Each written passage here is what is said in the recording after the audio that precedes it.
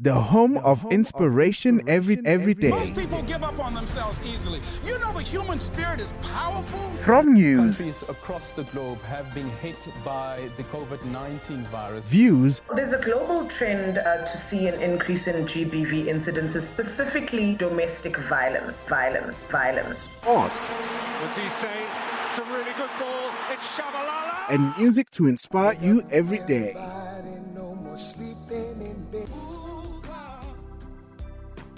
This is Vuga Online, your inspiration radio station.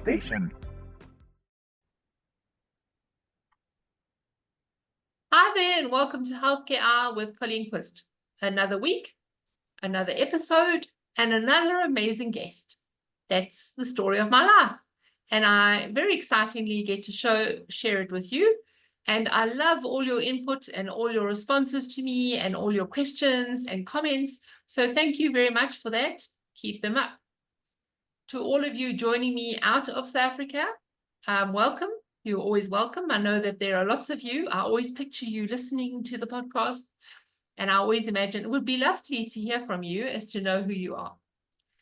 So as you do know, Healthcare Hour with me is all about healthcare professionals. It's about us understanding that they are people. They're actually real people. They get tired, they get hungry, they have families that they'd like to see. It's also about us improving the relationship between the healthcare professional and the patient, and the healthcare professional and the patient's family. And also for us as the public, because at some point we're all going to be patients. At some point, probably we are, or a loved one is. It's for us also to know that we are educated, that we don't just sit there like little sacks of potatoes on the chair, not knowing what and how and when and if. So there are also those questions. A lot of my shows are, people will say, oh, but Colleen, we don't talk about those things in public, but we do, because that way we get informed and we become educated and we don't sit like those little sack of ignorant potatoes. So after the break, we're going to meet my guest today. A very fascinating lady, very educated, very experienced, and she's going to be talking to us about, you'll have to wait till. The Africa Center for Work-Based Learning is a professional development center for professionals who aim to improve their professional standing. This means that the learning programs we run are more than just academic programs. They are work-based programs that focus on leveraging your current experience as a professional to build your overall profile. A year down the line, the Africa Center for Work-Based Learning is developing into a preferred center for professional development in Pretoria, with 8 professional development faculties including accounting, teaching, entrepreneurship, as well as IT and many more. For more information, go to acwbl.org or dial +27 12 751 7608. The Africa Center for Work-Based Learning, where work is learning.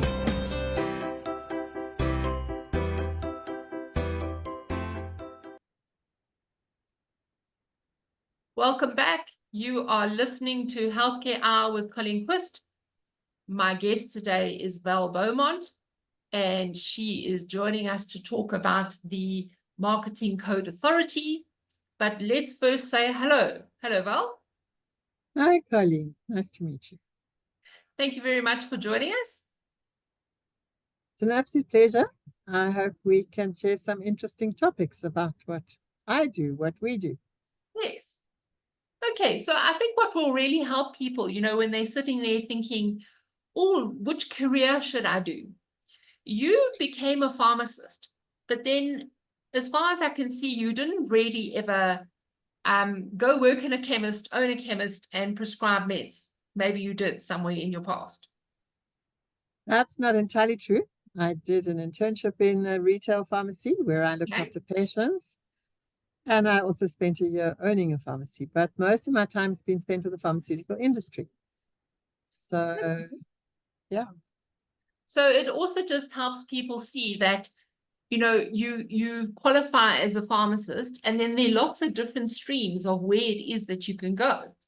And so also to help the listeners, it's also saying that, You are currently the executive officer for the Marketing Code Authority, and we're going to hear what that is.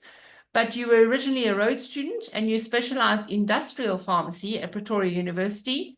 And in 2021, completed an MSc in bioethics and health law at WITS. So you've certainly spread them around. At the WITS Medical School Steve Biko Center for Bioethics. You've been fair to all of them, you see. And you consult to the health sector on medicines regulation, policy and ethics, and you're the managing editor of Duta Pharmapedia on health product law and policy. Yes, that's what I do. I think what's interesting about pharmacy, it's a career that I went into, not really knowing much about it other than that I'd always wanted to work in a pharmacy. But it turned out to be a fabulous degree, a lot of science, a lot of pharmacy, but it actually, as you say, equipped us to work in very many aspects of pharmacy. So I went the industry route. In those days, there was lots of manufacturing in this country, and I actually started in a factory.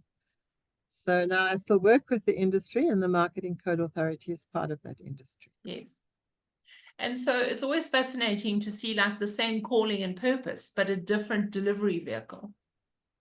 Yes. Well, it's the same knowledge, it's the same information. Yes. And it's a fabulous industry to be working in, yeah. Okay. All right. So now more in authority kind of story, more legal, more lots and lots of pages of documents and protocols and things like that. Tell us about the Marketing Code Authority. What is that? Marketing Code Authority is an organization that the industry has established. Basically, the manufacturing pharmacies and pharmacists are very strictly controlled by legislation. And there's a specific aspect of it that the Marketing Code Authority is put there to control or to keep under control, and that's the advertising and promotion of health products. It's very important in protecting patients, in making sure the information that gets out there is true and legal and correct. And we don't want our member companies going out there and advertising their products inappropriately. It's not in anybody's interest. So yes, there's lots of legislation, but advertising and marketing is one of the things that the regulatory authority is very strict on. Yes. I thought it was quite fascinating for me to see that the Medicines and Pharmacy Act holds the pharmacist responsible for any adverts, even if they didn't create that. There's a bundle of activities that only pharmacists can do in a pharmacy. There's a lot of things that non-pharmacists can also do, especially in a big company.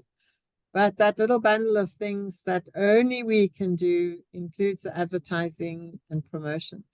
And even if we don't do it ourselves, even in a big company, it's being done by a salesperson, we are still responsible. So we have to have our eyes and ears open and make sure everybody knows what is okay and what's not okay. Okay. All right. So then who joins the Marketing Code Authority? Do you have members who join you? We have members, and our members are manufacturers. They're usually manufacturers of medicines, but we also have importers, manufacturers of medical devices. And a medical device are all those gadgets that we use either for testing blood sugar or heart-lung machines. All of them are medical devices. So we work with those companies and they become our members voluntarily. So it's not, we can't enforce it. It's not a statutory body. The statutory bodies are governed by law. We are governed by our members who bind themselves to the code. And we work with them and their staff to help them understand what is needed in terms of compliance. Yes. And so I think some people don't understand, like when you are regulated by law, it's because the law says so. But when you self-regulate, it's about, okay, how do we bring in our own rules and uphold them as opposed to having somebody else impose them on us? Absolutely. And the Marketing Code Authority works at that interface. We know what the law says, and everything that we do is to help our members comply with the law. So we have a code, and that code follows the law. It follows what the Medicines Act says. It follows what the Pharmacy Act says. And it basically becomes a tool for companies to, not only does it give them guidance on how to handle it, but it also gives us what we call a level playing field. It means that all the companies in our membership, which is a huge percentage of industry, are actually interpreting and implementing the rules in the same way as each other, so that everybody's not doing their own thing out there. Everybody knows what to expect, and everybody knows what is considered ethical. Yes. And so those guidelines then are referred to as the Code of Marketing Practice. Correct. Okay. And, can you give us like an overview of what's in this code? Yes. There's a number of chapters. There's quite a lot of information about how we should behave as industry representatives, how to respect health professionals, how to know our products properly, how to be able to convey the correct information. There's a lot about advertisements. For example, don't exaggerate. It's interesting, when we advertise a product, we can only say what is actually in the package insert, and that's that little pamphlet that sits in the boxes. So that is the most you can say about a medicine or a medical device, and that is approved by the statutory body, the regulator, the South African Health Products Regulatory Authority. So when you advertise a product, you have to stay within that framework. But we go further to say don't exaggerate, don't mislead, be careful advertising to children. There's a lot of guidance when we're doing over-the-counter or self-medication medicines, how to address people, how not to scare them from going to doctors. It's that sort of good stuff. And then there's a separate section that deals with how we engage with the health professionals, how we avoid perverse incentives, another word for which is bribe. It's very important that when health professionals go out there to make decisions for their patients, that they are not influenced to recommend a particular product. And by not influenced, I mean they mustn't personally benefit either through a gift or through money, etc., etc. So we have a lot, and certainly the industry does a lot for the health professionals in terms of education, information, and we've worked very closely over the years. And yes, indeed, in the past there has been criticism. But these days it's very clear what's acceptable, what is not. It all has to be transparent in a contract, because it is valuable for us to have health professionals doing lectures for us, helping us with clinical research. So we've learned to regulate that interface so that it is ethical, that it is transparent, and that these perversities do not or are avoided at all costs. Yes. Because, as you say, from a patient's point of view, that the patient must get the best drug, for instance, for them, not the one that, oh, hang on, which one should I prescribe for you today? Now, which one gives me the best? How many brownie points do I get for this one? Not enough. Okay, you can't have that one. I'll give you a different one. That's exactly the problem. Yes. So they have to be very careful not to fall into that trap, and the industry has to be very careful not to lead them into that trap. And it applies to doctors, pharmacists, anybody who might be recommending, selling, prescribing a medicine. Yes. Okay. So patients' interests. All right. And so it also helps then as your members to know what's in there, and to also educate everyone of saying, okay, hang on, you want me to, let me look on this, page 7. Oh no, hang on, let me read you page 7. It says blah, blah, blah, blah, blah. You're referring to the code? Yeah. Yeah, so we do a lot of training. One of the things, our important values, is that every person who engages with health professionals as their customer has to do an assessment or a certification. Otherwise, they shouldn't be out there. And that is basically, what are the rules? How do we engage? How do we be professional?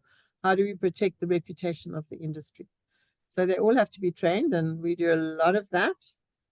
It's not hard, but it's very important. And they get a certificate. They do it online. Okay. So, all right. Well, on that positive note, let's go for a break. When we come back, we're going to hear more information, and also a compliance officer I see is required, but let's go for that break. How do you know the life or personal coach you're about to work with is who they say they are? How do you know if they can do the job? At the Africa Board for Coaching, Consulting and Coaching Psychology, we can tell you. So, before you share your secrets and spend your money, check with us first. Visit www.abccccp.com or call us on 012-751-7608. The ABCCP, the professional body for coaches. Welcome back. You are listening to Healthcare Hour with Colleen QVIST. My guest today is Val Beaumont. She is the, let me read it, the Executive Officer for the Marketing Code Authority. And Val has been sharing with us her journey in pharmaceutical, where she qualified as a pharmacist, and did do the traditional where you imagine, okay, run a retail pharmacy, dispense drugs, but has also gone on to go more into education. She works very much, she consults to the health sector now on medicines regulation, policy, and ethics, and is, as we said, what is that marketing code authority? Right, and you've explained it to us very well. So a set of guidelines to guide people as to what do we do with these products, okay? And you also explained that a product may be a medical device, it could be any kind of piece of equipment, but yeah. And also drugs are very regulated. There are lots of laws and rules about drugs. So you said that each member company has got to send people for training? Correct. All of the reps and marketing people have to be trained. Yeah. Okay, so reps too, all the salespeople? They are the most important ones to be trained because they're the ones out there chatting to the health professionals on a daily basis. They're the ones that we need to make sure they are adding value to the health professionals and telling the truth about their products. Yeah. Yeah, and also I think very important that when you're at the coalface, you know, in the olden days, I belonged to medical devices, and it was very much about saying, oh, no, sorry, we can't do that. We are members of SAMED in that. Yeah. Here you are. No, it says here. And in a way, it was a way of making sure things didn't escalate into expectations. And, you know, it was like, no, yeah, the rules. Yeah. No, it's very important. And in fact, we've got quite an interesting model because we leave it up. The guidelines are set by the members themselves. They obviously follow the law. And so that what goes in those guidelines is specified by the legislation. But we help the members to set their code, to set their standards. But then it's up to each individual company to interpret it and to apply it. And to facilitate that process, each company has a company code compliance officer, and they then work with people doing the advertising, doing the promotions, the events, the sponsorships, etc., to help them to stay on the right side of the code and the law. So I don't sit in the office every day and decide what each of the 73 member companies does and doesn't do. I don't check all their ads, but they have their in-house people who do that. We're here for advice. We will never say yes or no, that's okay or not okay. We'll say, go back to the code, look here, look at the law. And then we have a full system for complaints management. So anybody can complain to the Marketing Code Authority about advertising that is not appropriate, either illegal or not in line with the code. And then we have the complaint procedures. And independent committees of experts will again adjudicate, and they can levy corrective action, maybe withdraw an advertisement, maybe send a letter of an apology. We didn't mean that in our ad. And they can be fined now up to 500,000 Rand if they have seriously breached the code in a way that could harm the patient or mislead health professionals, etc. So there's a full system, but it's really set up by the members. The standards are created by the members, and it's managed by their compliance officer with, as you said at the beginning, a pharmacist at the top carrying the final responsibility. Yes. Yeah, as I said in the beginning, self-regulation is you need to make sure that you're regulating yourself, but you're also regulating others of saying, no, look here, here's rule number 72. You're not doing it. And it's not always that easy. No. There is often pushback. And yes. Often the reps have a sense that if they give gifts and things, they're going to do better. But I think time is showing that that's not necessary anymore. Yeah, and I think also as being non-farmer, where we never had pens and we never had any of those fancy presents, it was always like, where are my pens? It's like, hello, I'm not a pharmaceutical rep. Yes. And they go, oh, yes, okay. We still got appointments. Yeah. Yeah. No, we're moving away from that completely now. Yes. And the doctors are moaning. They say, I haven't got pens anymore in my practice. Yeah. And now we understand, like you've mentioned, for instance, it's like going to a sports event, or, it's not always just the pen, or it's the calendar or the diary or some sort of promotional item. Yeah. Things like the entertainment, sports activities, those are the main things, are strictly forbidden. And we may not pay for entertainment. We may not pay for sports activities or sports events.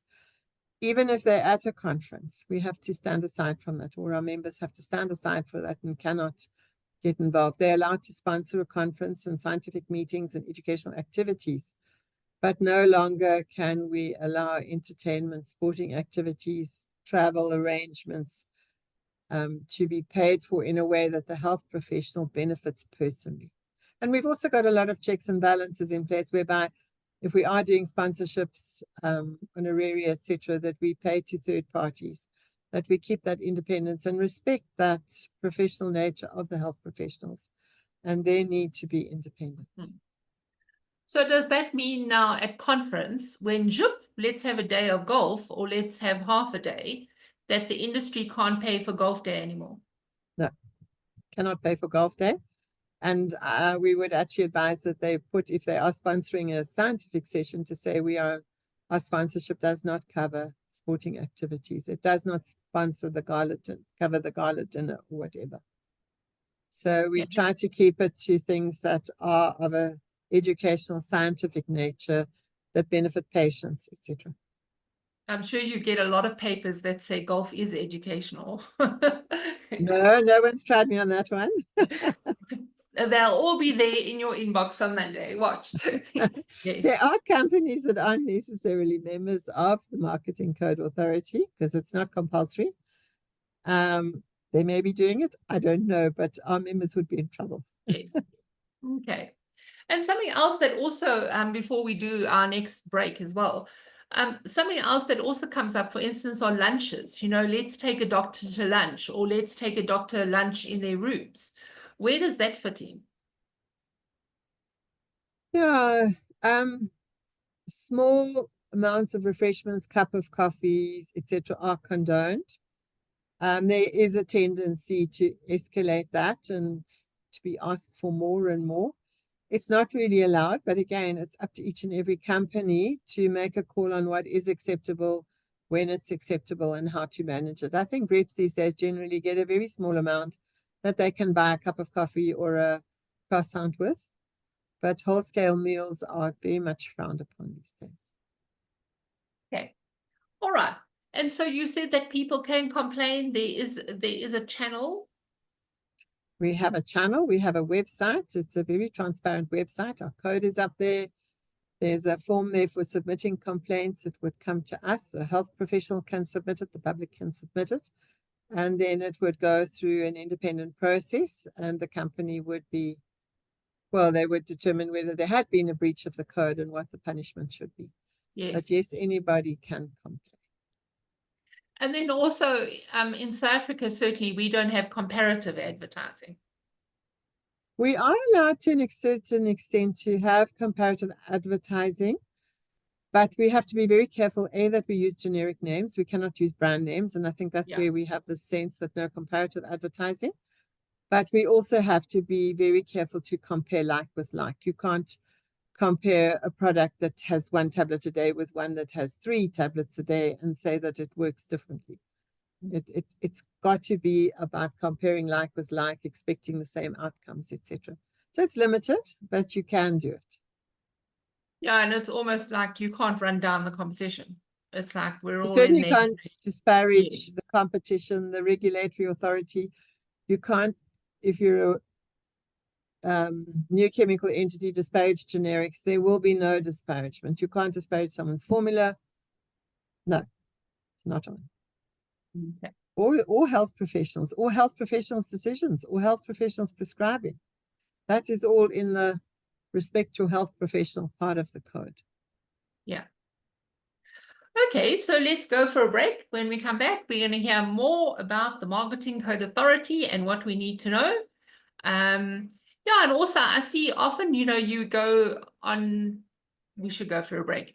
But yeah, when we come back, you often see, oh, please recommend a product, please recommend a doctor, please on social media. So we'll talk about that when we come back. The Africa Center for Web-Based Learning is a professional development center for professionals who aim to improve their professional standing. This means that the learning programs we run are more than just academic programs. They are work-based programs that focus on leveraging your current experience as a professional to build your overall profile. A year down the line, the Africa Center for Work-Based Learning is developing into a preferred center for professional development in Pretoria, with 8 professional development faculties including accounting, teaching, entrepreneurship, as well as IT and many more. For more information, go to acwbl.org or dial +27 12 751 7608. The Africa Center for Work-Based Learning, where work is learning.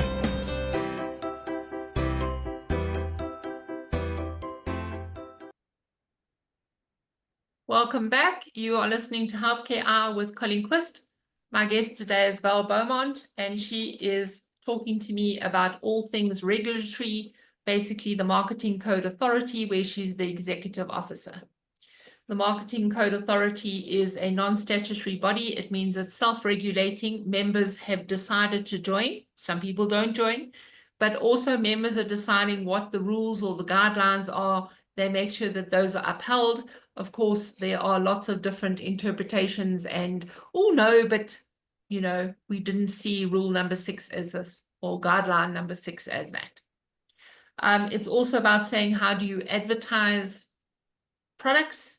And those products can be drugs, they can be different medical devices, they can be medical consumables, all different kinds of products. Okay, Val, so what else do we need to know about this Marketing Code Authority? I've never ever heard a rep go for training. I'm going to go find out. No, we do a lot of training. We do a lot online, and we do a lot going into companies and working with teams. We do it in very different ways, but we're on the go all the time. I think just before the break, you mentioned social media.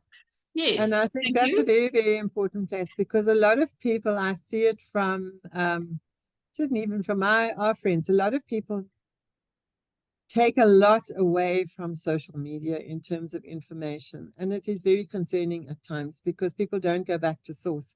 We can start with the vaccine conspiracy theories and going right through COVID, et cetera. But we've more recently added that to the code. And as health professionals, as doctors, pharmacists, we may not recommend a product. The Pharmacy Act and the Health Professions Act prevents it. And we certainly can't be paying a pharmacist or doctor to recommend a product, even off social media. But we do have concerns about this, and we do recommend that there are contracts in place if you're using influencers, that they understand that there is the Medicines Act, that there is the Pharmacy Act, that they have to keep to the law. There's a lot you can't control, but companies that are playing in that space put in a lot of effort, a lot of resources to control it, to have them monitored, and to get nonsense or incorrect statements removed as soon as they can. So, caution what you take away from social media, and also caution if you've given your products to someone on social media to promote. It's not the best place to get scientific information from. Yes, run off to Facebook and say, I need the best version of. Yes. Something else they do on social media is they ask for, I need the best GP in a specific area. And then everybody pops up with every variety under the sun, and often aren't even the speciality that's been asked. Yeah, that's not something that we would get involved in. We're purely about medicines, advertising and promotion of medicines. Okay. I would certainly, people, I mean, it's a fact of life. People do always mention someone they know, whether it's a doctor or an artisan. But yeah, it's not part of the marketing code. Yes. Okay, and then also the advertising of healthcare professionals themselves, is that also not regulated by the code? It's not part of us, no. Okay, so you're only looking at actual products. We're looking at products and companies, making sure that companies comply with the laws for the promotion of products, whether it be advertising or events or whatever it is. Totally advertising and promotion of medicines and medical devices. Yes. And making sure that all the people who work with those medicines and medical devices are upholding the guidelines. Yeah, well, that's what I was about to say also, that in both the Health Professions Council legislation, there's a whole guideline on ethics and what they can and can't do with respect to promoting medicines.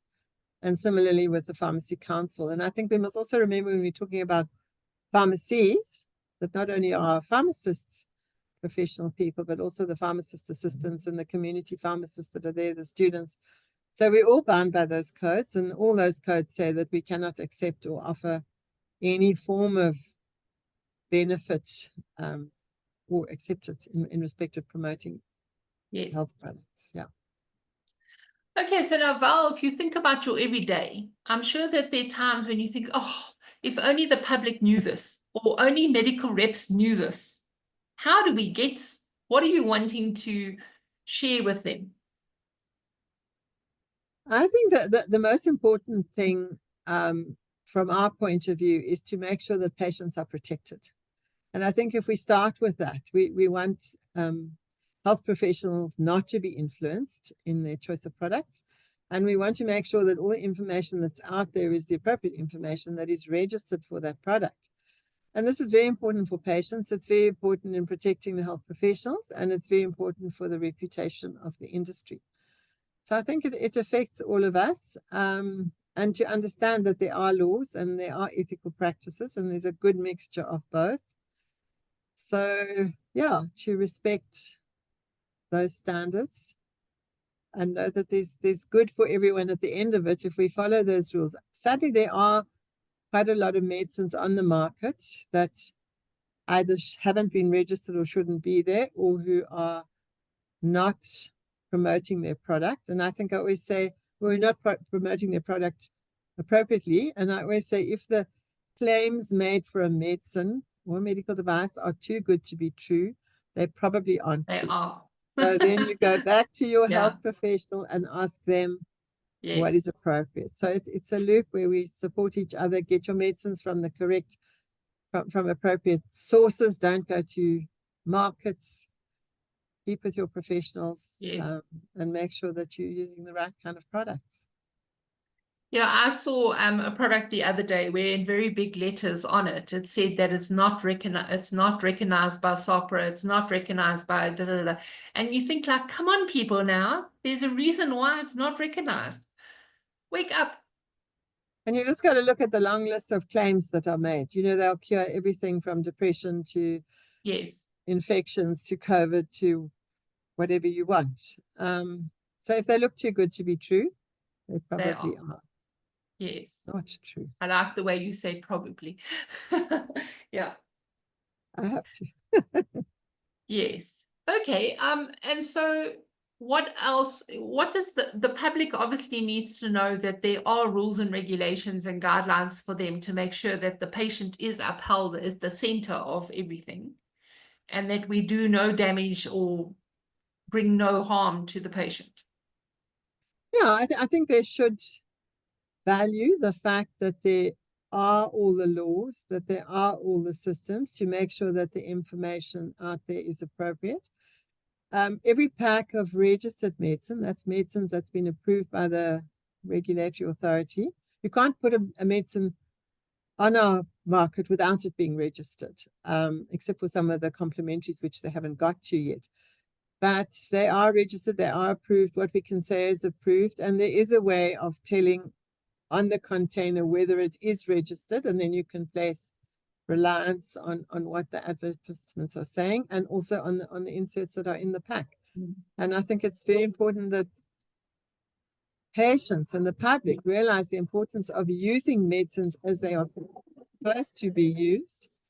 And, that's only, a medicine should be used for what it's supposed to be used in the way it's supposed to be used, and then the patient will get the benefit of it. But if you go outside of that framework, you're not going to achieve your endpoint. Yeah.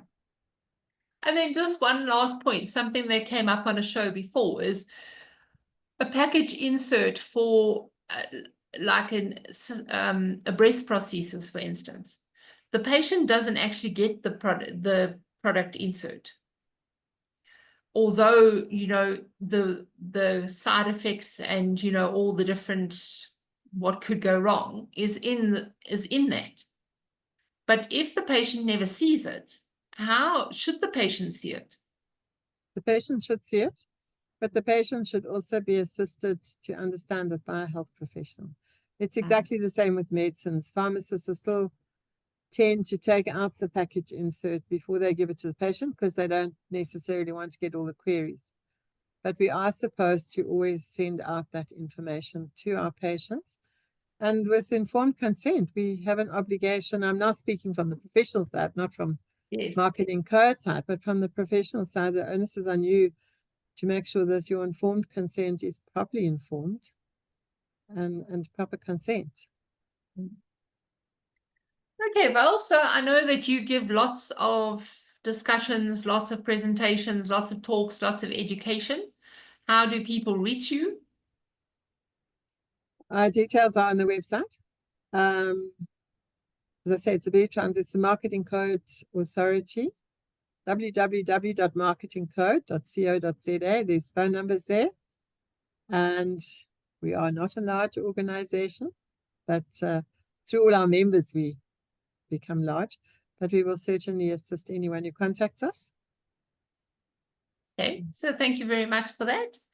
Yes. Any last comments? No, I don't think so. I think I've said most of what needs to be said. And thank you very much for hosting me this afternoon. Thank you. Yeah, I really think it's important that we use education, that we use discussion, that we talk to people about, did you know? No, as opposed to like, oh, don't know. And then you're also then taking a document with lots and lots of pages and you're taking out the ooh-ness out of it. Oh, I didn't read all that small print kind of story, to actually make it a living document.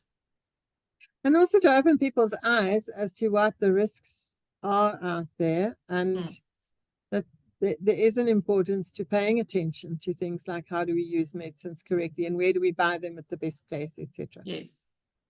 So. Okay, so thank you. We hope to have you come contact us again. Yes. Thank you very much. That's good. All right, so you've been listening to Healthcare Hour with Colleen QVIST. Please remember what Val has shared with us. If the claims on the drug or the medical device are too amazing to be believable, believe you me, they probably aren't believable. So please use your common sense and choose wisely. Please also remember that you're loved, you matter, and you're not alone. And we'll see you next week.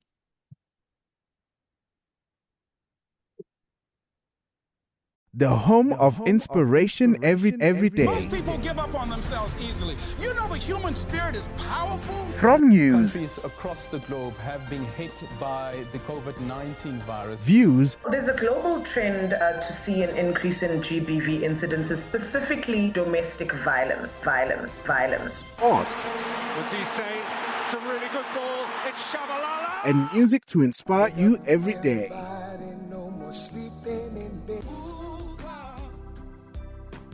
This is Vuga Online, your inspiration radio station.